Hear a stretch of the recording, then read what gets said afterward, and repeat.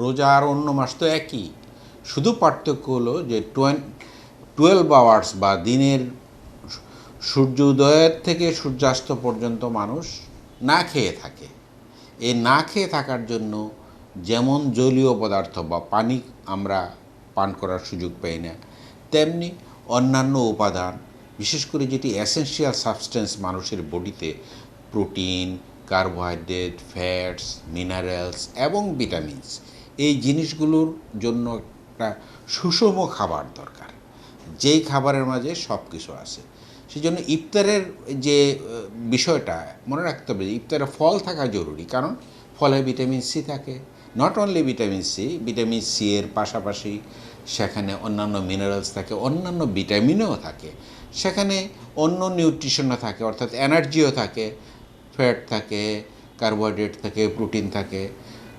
কিন্তু ইফতারের কথাটা কেন বললাম, কারণ অনেকেই শুধু ভাজা পোড়া, বেগুনি, পেঁয়াজি বা ছোলা বা এই ধরনের মুড়ি দিয়ে ইফতার করে যথেষ্ট মনে করে। This is not sufficient. যদি আমরা শরীরকে ভালো রাখতে চাই, তাহলে সেখানে ফলসহ অন্যান্য পানীয়টাও ভালো লাগবে। এবং পানীয়তে শুধু বেশি মিষ্টি দিয়ে শরবত খেলে হবে না, কারণ সেইখানেও যে লেবুর শরবত, this is good undoubtedly. Normally মিষ্টি দিয়ে যে শরবত তৈরি করি আমরা, তার চেয়ে লেবু থাকলে একটু বেশি ভালো। ঠিক তেমনি অন্যান্য উপাদান যেন থাকে, মনে রাখতে হবে। ভোর রাত্রে বা সেহরির সময় খাবারের ক্ষেত্রে তাই মনে রাখতে হবে, কারণ দীর্ঘ সময় না খেয়ে থাকতে হবে, পানির ঘাটতি হবে, তাহলে আমাদেরকে একটু তুলনামূলকভাবে বেশি পানি পান করতে হবে। এই বিষয়টা মনে রাখতে হবে।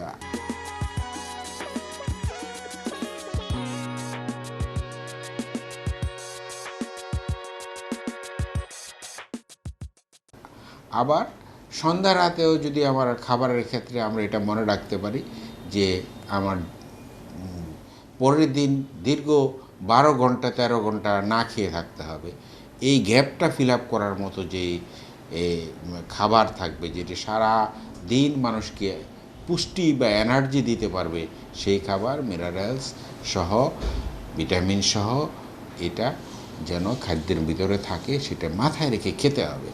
বাংলাদেশে খাবার কোনো খুব কঠিন বিষয় না, আমাদের দেশের খাবার খেলেই হবে, বাইরে থেকে দামি খাবার খেতে হবে এমন কোনো কথা নেই। সবজি খাই, বিভিন্ন সবজি আছে বাংলাদেশে অ্যাভেলেবল, যে মাছ আছে আমরা মাছ খাই, একটা ডিম খাই, ডিম তো তুলনামূলকভাবে সস্তা, প্রোটিন আছে, এটার ডিমের ভিতরে প্রোটিন সাথে মিনারেলস আছে, ভিটামিনস আছে, অনেক ভিটামিনস আছে। খাদ্যের ঘাটতির কারণে একটা হলো স্কিন ড্রাই হয়ে যাওয়ার, একটা শুষ্ক হয়ে যাওয়ার বিষয় আছে।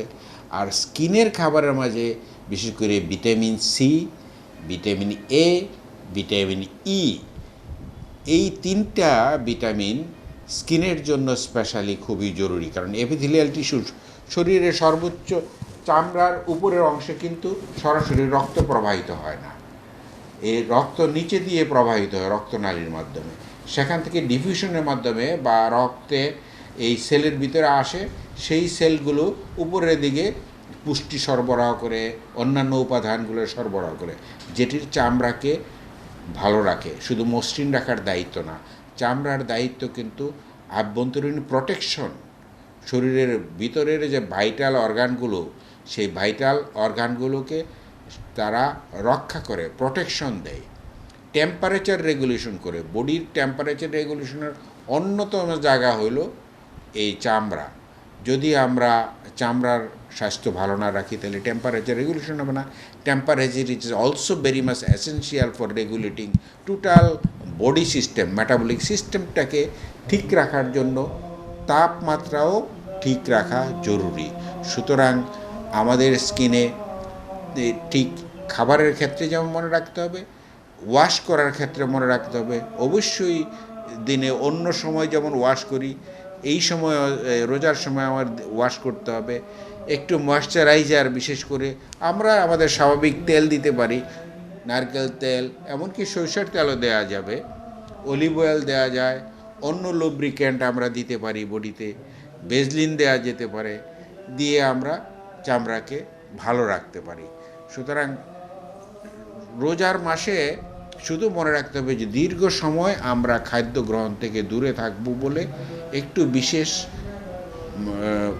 গুণসম্পন্ন খাবার যেন আমরা গ্রহণ করি। এটা বোধ পানীয়র ক্ষেত্রে, পানীয় যেমন পান করার ক্ষেত্রে যেমন শরবত টরবত যেরকম ভালো জিনিস মানে একটু সমৃদ্ধটা খাওয়া, পাশাপাশি সেহরি এবং ইফতারের সময় ভালো খাবার যেন আমরা খাই এটি মাথায় রাখতে হবে।